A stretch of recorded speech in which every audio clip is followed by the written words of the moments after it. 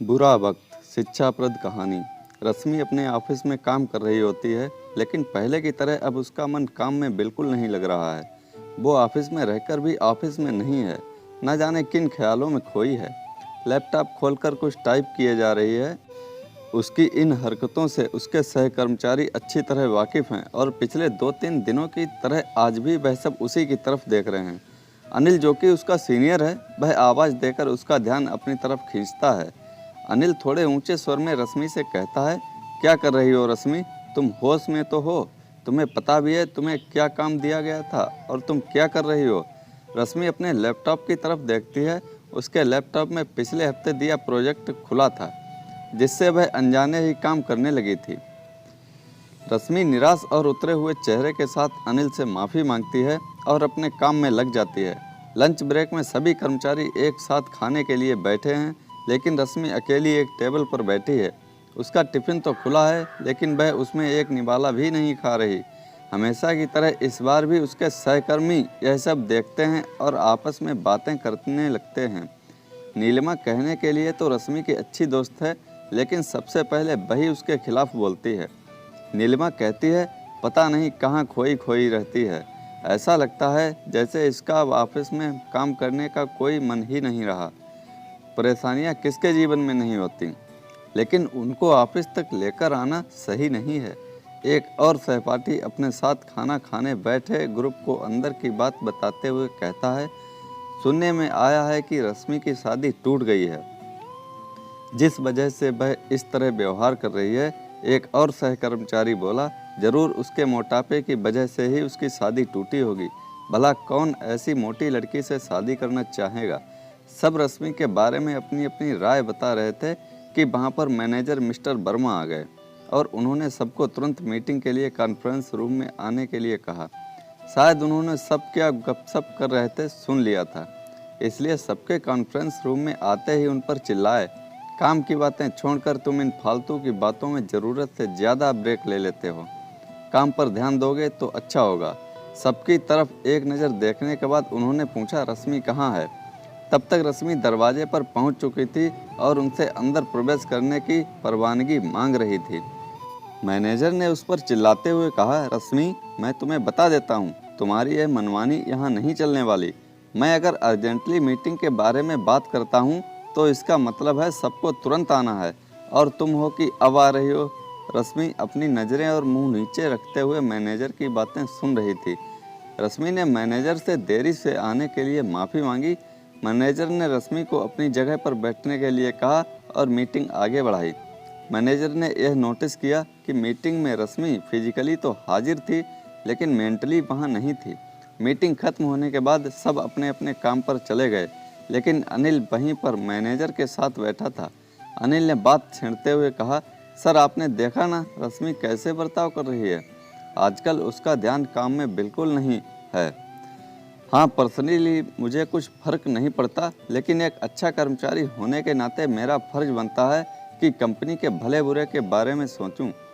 आजकल रश्मि भी कोई काम ठीक से नहीं कर पा रही है, और तो और पुराने प्रोजेक्ट जिनको कोई और कर चुका है उन पर काम करती रहती है। इससे तो कंपनी को बहुत बड़ा नुकसान हो जाएगा। अगर मेरी मानो तो आप सुभाष को रश्मि की जगह रिप्लेस कर दें तो ठीक रहेगा। वो अपने काम में काफ़ी तेज है और रश्मि को किसी ऐसी जगह डिमोट कर सकते हैं जहां उसको कम काम दिया जाए, जिसे कंपनी पर कोई असर ना हो। सर, बुरा मत मानिए, क्या यह मेरा ओपिनियन है। आप खुद समझदार हैं, आखिर फैसला तो आपको ही लेना है। मैनेजर ने अनिल की बातें ध्यान से सुनी। हालांकि उसको जवाब में कुछ भी नहीं बोले, लेकिन गहरी सोच में डूब गए और अनिल वहां से उठकर चला गया। 2 दिन बाद रश्मि को ऑफिस बॉय बुलाने आया। मैडम, आपको मैनेजर साहब ने बुलाया है। रश्मि चिंता में पड़ गई। नीलिमा ने उससे पूछा, क्या फिर से तुमने कोई गलती कर दी? तुमसे वह फाइल आज जो तुम्हें सबमिट करनी थी वह दी या नहीं? रश्मि बोली, हाँ दी तो है, लेकिन थोड़ी देर से दी है। इतना कहकर रश्मि मैनेजर के ऑफिस में जाती है। मैनेजर उसे बैठने के लिए कहता है। उसके बाकी सभी सहकर्मचारियों को भी वहाँ पर बुलाता है। सबके आने के बाद मैनेजर रश्मि से पूछता है, आज की फाइल सबमिट कब की? रश्मि कहती है, सॉरी सर, थोड़ी सी देरी हो गई। मैनेजर कहता है, 6 घंटे की देरी थोड़ी सी देर लगती है तुम्हें? रश्मि के सभी सहकर्मचारी इस वार्तालाप को ऐसे देख रहे थे जैसे कोई फिल्म चल रही हो। रश्मि रो नहीं रही थी, लेकिन उसकी आंखों में आंसू साफ देखे जा सकते थे। रश्मि बोली, इस बार माफ़ कर दीजिए सर, अब आगे से मैं कभी आपको शिकायत का मौका नहीं दूंगी। मैनेजर बोला, उसकी नौबत नहीं आएगी, क्योंकि मैं ऐसा होने ही नहीं दूंगा, और इसलिए क्योंकि अब तुम्हें तुम्हारे काम में हेल्प करने के लिए तुम्हें सपोर्ट दिया जाएगा। सभी सहकर्मचारियों के साथ रश्मि भी हैरान थी। कहाँ सब सोच रहे थे कि आज रश्मि को शायद काम से निकाल दिया जाएगा, और यहाँ तो उल्टा ही हो गया। काम से निकालना तो दूर, बल्कि यहाँ पर उसकी मदद की जा रही थी। मैनेजर ने अपनी बात आगे बढ़ाते हुए कहा, रश्मि, मैं जानता हूँ आजकल तुम एक कठिन दौर से गुजर रही हो, पर इसमें कोई बुरी बात नहीं है। ऐसी परिस्थिति हम में से किसी की भी हो सकती है। कभी कभी कुछ ऐसा हो जाता है कि हम अपने आप को संभाल नहीं पाते हैं। तब हमारे अपनों की यह जिम्मेदारी होती है कि उस कठिन समय में सहारा बने। मैनेजर बाकी कर्मचारियों की तरफ देखकर उनसे कहता है, मुझे आप लोगों से ऐसी उम्मीद नहीं थी। जहां आपको एक टीम की तरह रश्मि का सहारा बनना चाहिए था, आप तो उसके विरोधी की तरह बर्ताव करने लगे। मैनेजर ने अनिल की तरफ देखते हुए कहा, अनिल, तुम शायद भूल गए हो कि 1 साल पहले जब तुम 25 दिनों तक अपनी बीमारी की वजह से काम पर नहीं आ पा रहे थे, तब तुम्हारे हिस्से का सारा काम रश्मि ही संभालती थी। उसके कहने से ही कंपनी ने तुम्हारी जगह किसी और को नहीं रखा। अनिल की नज़रें शर्म से झुक जाती हैं और वह रश्मि से माफ़ी मांगने लगता है। नीलिमा को भी अब एहसास हो जाता है कि उसने अपने दोस्त के साथ जैसा बर्ताव किया है, ऐसा तो कोई दुश्मन भी नहीं करता। सभी अपने किए पर शर्मिंदा थे और सबने मिलकर रश्मि से माफ़ी मांगी और उसे वादा किया कि उसको जो भी हेल्प चाहिए वह सब मिलकर करेंगे। आज के बाद एक टीम बनकर रहेंगे। मैनेजर ने आखिर में सबसे कहा, जिस तरह हेल्प करना अच्छी बात है, उसी तरह हेल्प मांगना भी कोई बुरी बात नहीं है, और मदद तो उन्हीं को पहले मिलती है जो उसे मांगते हैं।